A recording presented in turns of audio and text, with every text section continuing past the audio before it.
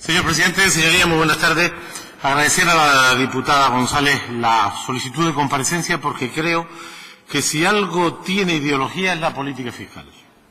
Saben ustedes que está de moda esto de que no hay ideología. Yo nunca he creído en esta máxima, pero si algo lo pone en crisis, esto de que no existe ideología, son las políticas fiscales, porque la política fiscal retrata a las opciones políticas, pone a cada uno en el lugar que le corresponde. Y creo que la política fiscal se constituye como un elemento básico de los estados democráticos avanzados entre los que nos encontramos. Sin política fiscal, el papel de lo público se debilita, no desempeña las funciones que le corresponden. De manera que en este acuerdo a 4 que hemos conformado en este Parlamento, los partidos con perfil progresista, tenemos entre nuestros objetivos la política fiscal como un elemento central. No toca ahora entrar en el detalle de lo que nos gustaría. Habrá que hacer una política fiscal en España que redefina el modelo actual. Ya saben ustedes que las competencias están distribuidas y la Administración General del Estado tiene una alta potencialidad en las competencias en materia tributaria.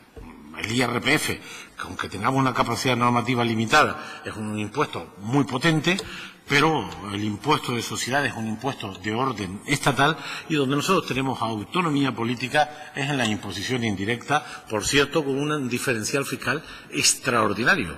Ayer repasaba la tributación indirecta de los países de la Unión y el menos está en el 21%. Hay unos cuantos países donde la tributación indirecta es el 23%. Nosotros teníamos el 7%, algunos le dieron al 6,5% y nosotros lo volvemos a colocar ahora en su sitio. De manera que la tributación indirecta tenemos margen de maniobra.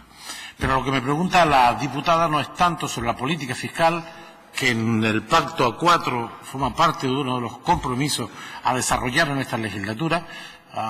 En la ley de presupuestos tocaremos algún reajuste fiscal para cumplir con lo comprometido en la campaña electoral, para cumplir en lo suscrito en el acuerdo y también para cumplir lo que el presidente se comprometió aquí en el debate de investidura. Ella me pregunta sobre un aspecto importante de la política fiscal, que es el fraude. Si la mejor política fiscal es ampliar la base de los contribuyentes, que pague todo el mundo, y lo deseable es que pague en función de su capacidad. La progresividad se constituye un elemento fundamental, de la misma manera que sería deseable que la progresividad fuera muy alta en los llamados impuestos directos y es más compleja, aunque cabe diferenciación por tramos, servicios y consumos en la imposición indirecta. Yo creo que en Canarias las estimaciones sobre el fraude fiscal son muy relevantes. Nadie sabe exactamente cuál es el fraude fiscal en Canarias. Si lo supiera, bastaría con identificarlo y perseguirlo. Hay estimaciones, pero se habla que la economía sumergida en Canarias puede rondar el 25-26% del Producto Interior Bruto. Es decir, un cuarto de la riqueza que se genera en Canarias estaría sin control fiscal y sin control laboral. Las estimaciones son diversas, las hacen organizaciones profesionales vinculadas al mundo de la fiscalidad, pero lo hace FUNCAS en su último estudio, esta Fundación de las Cajas de Ahorro, que como saben tiene un potente equipo de análisis sobre la situación económica y fiscal, pues plantean que en el caso de Canarias no menos del 25% de la economía sería economía sumergida. Y a partir de ahí, fraude fiscal y fraude laboral. Por lo tanto, hay un alto trecho para actuar en esta materia. Y en ese sentido, en el pacto que hemos suscrito las fuerzas progresistas, tenemos claro que la mejor política fiscal es perseguir el fraude. Lo primero que hay que hacer es dar facilidades a los contribuyentes para que paguen. Facilidades a los contribuyentes para que paguen. Porque en ocasiones las trabas, los procedimientos tienen alta complejidad y hace que los propios contribuyentes pues tengan dificultades para acceder. Por lo tanto, hay que hacer ese esfuerzo. Y nosotros tenemos un instrumento que apoyamos nosotros en la oposición, por cierto, en esta Cámara en su momento, en el año 14, cuando el gobierno de entonces decide articular un organismo para la gestión tributaria de la comunidad, nos pareció un acierto la creación de la Agencia Tributaria Canaria, porque nos parece que era un instrumento ya contrastado, eficaz para la gestión de la recaudación. y creemos que la agencia tributaria está jugando su papel.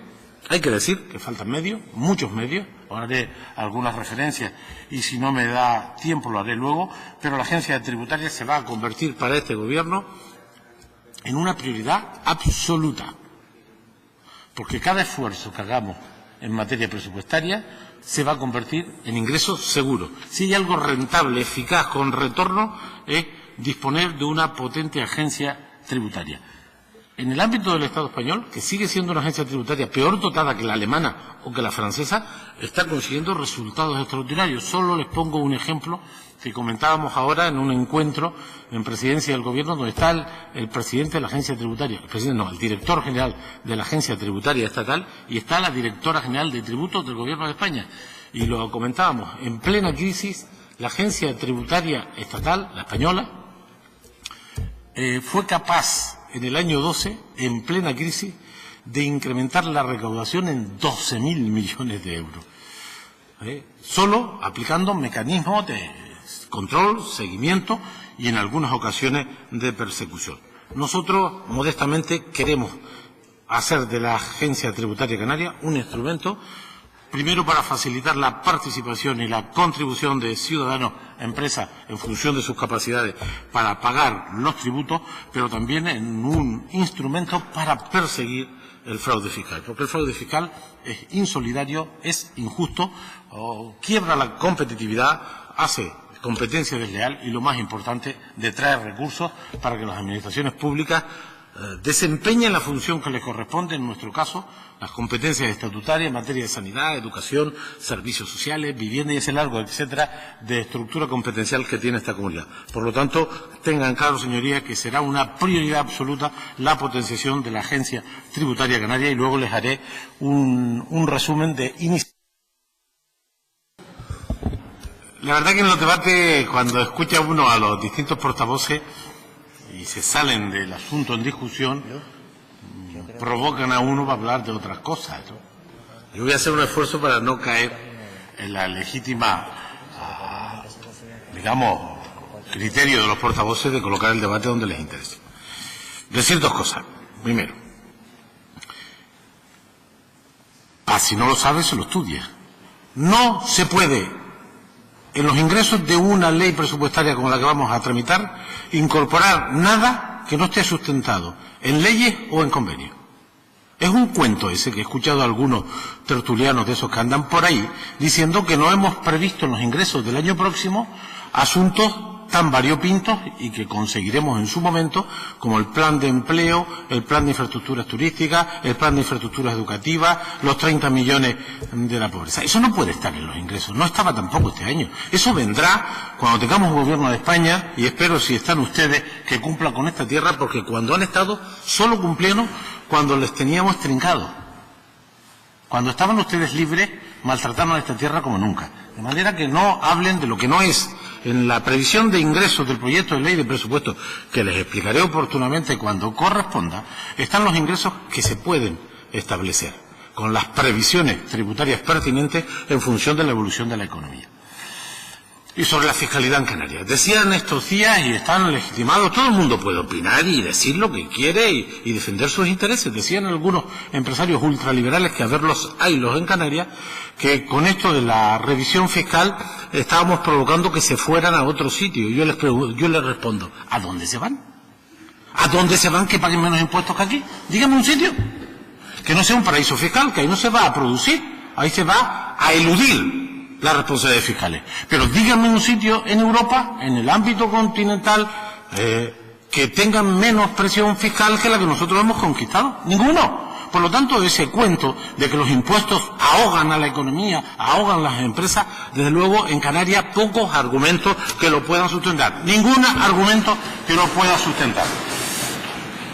Yo no voy a entrar, y les pido a los que quieran esa información que me la pidan por escrito para no discutir en la tribuna, que es una tribuna muy política, los datos concretos del plan, del efecto que tuvieron las cartas informativas, que tiene un efecto extraordinario en la Agencia Tributaria Estatal en relación a los alquileres de vivienda. Está teniendo un efecto que manden una carta solo a los contribuyentes porque la gente es temerosa de la ley. Y a ti te llega una carta del Ministerio o de la Consejería diciendo que no estás pagando los tributos por el alquiler y al día siguiente vas y te organizas y empiezas a pagar. No voy a contestar a eso, que hay un montón de datos. Yo creo que si tienen interés nos los piden y se los mandamos. Vamos a hablar de política. Miren, mis primeras preguntas, que tengo unos cuantos trienios. ¿Cuántos efectivos tiene la agencia tributaria para conseguir tan importante tarea de recaudar la mitad de los tributos que se recaudan en Canarias? Un poco más. 432. Siguiente pregunta. ¿Cuántos efectivos tiene la agencia estatal tributaria en Canarias para recaudar más o menos lo mismo que nosotros? Y cierto es que hay un impuesto, que el IRPF, que es fácil de gestionar. Se trata de intervenir las nóminas. El impuesto de sociedades tiene su complejidad. ¿Sabes cuántos efectivos tiene la agencia tributaria estatal en Canarias para un desempeño parecido al nuestro, con complejidades seguramente peor la nuestra? 1.052. El doble que nosotros, pero con una diferencia, y es que sus servicios centrales son, después de la Guardia Civil, los servicios centrales más cualificados, mejor dimensionados de las administraciones públicas. Casi todo viene diseñado y previsto con los planes de orden estatal. La primera consideración es, nosotros, a pesar de la buena gente de la agencia tributaria, no podemos llegar a la tarea que tenemos por delante con este dimensionamiento y, por lo tanto, nos vamos a poner a la tarea. Llevamos unos años insistiendo en ello. Siempre presentamos enmiendas al que les habla a las leyes de presupuesto de los últimos años, poniendo más perras para la agencia tributaria. Siempre están ahí. Siempre lo hemos dicho, porque era muy importante dimensionar la agencia tributaria. Lo que yo no me sabía es esta comparación, 1.052 por menos de 500, con tareas similares. Por lo tanto, nos tenemos que poner a mejorar los efectivos humanos. 732 personas a RPT, cubiertos 437. Es que es imposible, es que hay 18 inspectores para 2,2 millones, para 48.000 millones de actividad económica, que es nuestro Producto Interior Bruto. Es que hay pocos recursos.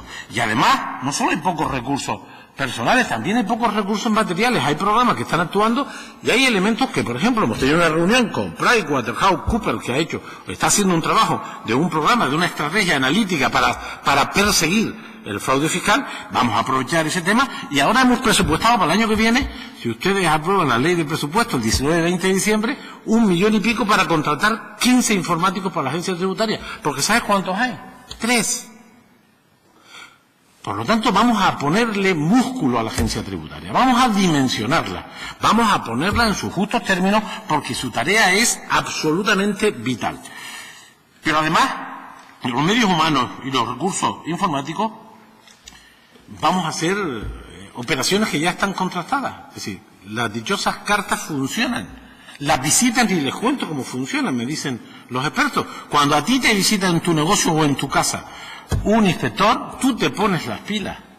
Y no te fue a sancionar, te fue a decir que existen y que tú eres susceptible de ser inspeccionado seriamente.